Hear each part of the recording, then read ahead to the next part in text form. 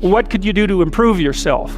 Well, let's step one step backwards. The first question might be, why should you even bother improving yourself? And I think the answer to that is something like, so you don't suffer any more stupidly than you have to.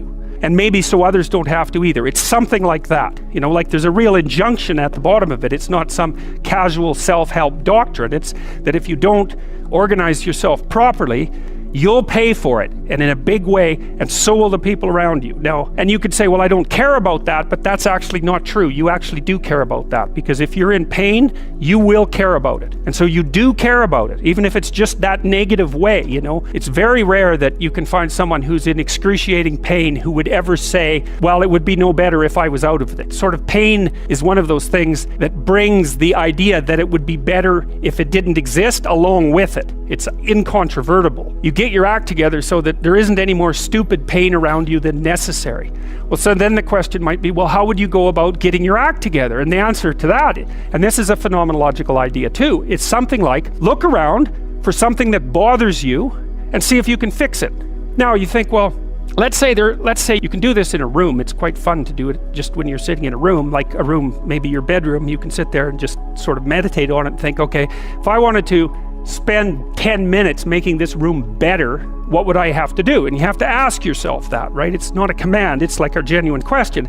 And things will pop out in the room. There's a stack of papers over there that's kind of bugging you, and you know that maybe little order there would be a good thing. And there's some rubbish behind your computer monitor that you haven't attended to for like 6 months, and the room would be slightly better if it was a little less dusty and the cables weren't all tangled up the same way. And if you allow yourself just to consider the expanse in which you exist at that moment, there'll be all sorts of things that'll pop out in it that you could just fix.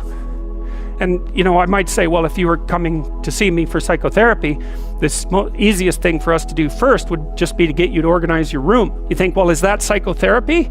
And the answer is, well, it depends on how you conceive the limits of your being. And I would say, start where you can start. If something announces itself to you, which is a strange way of thinking about it, as in need of repair, that you could repair, then hey, fix it. You fix 100 things like that, your life will be a lot different.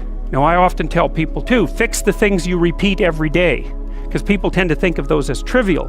You get up, you brush your teeth, you have your breakfast, you know, you have your routines that you go through every day. Those probably constitute 50% of your life.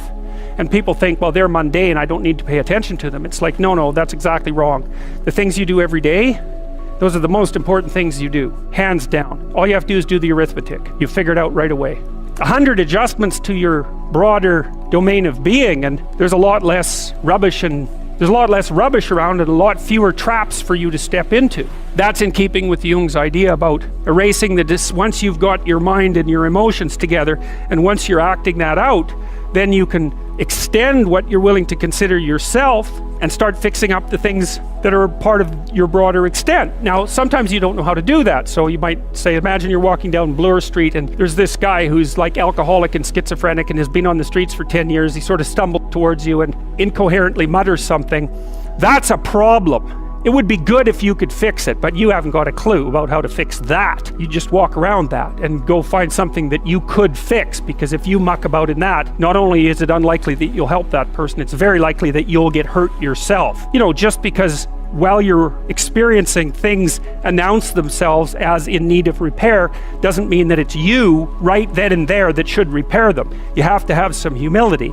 You don't walk up to a helicopter that isn't working and just start tinkering away with it. You have to stay within your domain of competence. But most of the time, if people look at their lives, it's a very interesting thing to do. I like the idea of the room, because you can do that at the drop of a hat. You know, you go back to where you live and sit down and think, okay, I'm going to make this place better for half an hour. What should I do? And you have to ask. Things will just pop up like mad. And it's partly because your mind is a very strange thing. As soon as you give it a name, a genuine aim, it'll reconfigure the world in keeping with that aim. That's actually how you see to begin with. And so if you set it a task, especially, you have to be genuine about it, which is why you have to bring your thoughts and emotions together, and then you have to get them in your body so you're acting consistently. You have to be genuine about the aim, but once you aim, the world will reconfigure itself around that aim, which is very strange.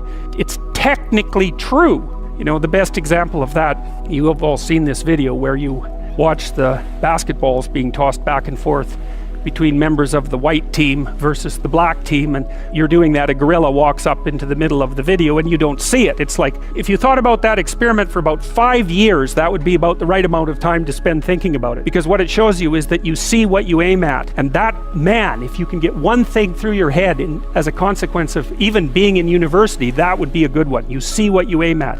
And so, because one inference you might draw from that is, be careful what you aim at. Right? What you aim at determines the way the world manifests itself to you. And so if the world is manifesting itself in a very negative way, one thing to ask is, are you aiming at the right thing? Now, you know, I'm not trying to reduce everybody's problems to an improper aim. People get cut off at the knees for all sorts of reasons. You know, they get sick, they have accidents. There's a random element to being, that's for sure. And so you don't want to take anything, even that particular phrase, too far. You want to bind it with the fact that random things do happen to people. But it's still a great thing to ask.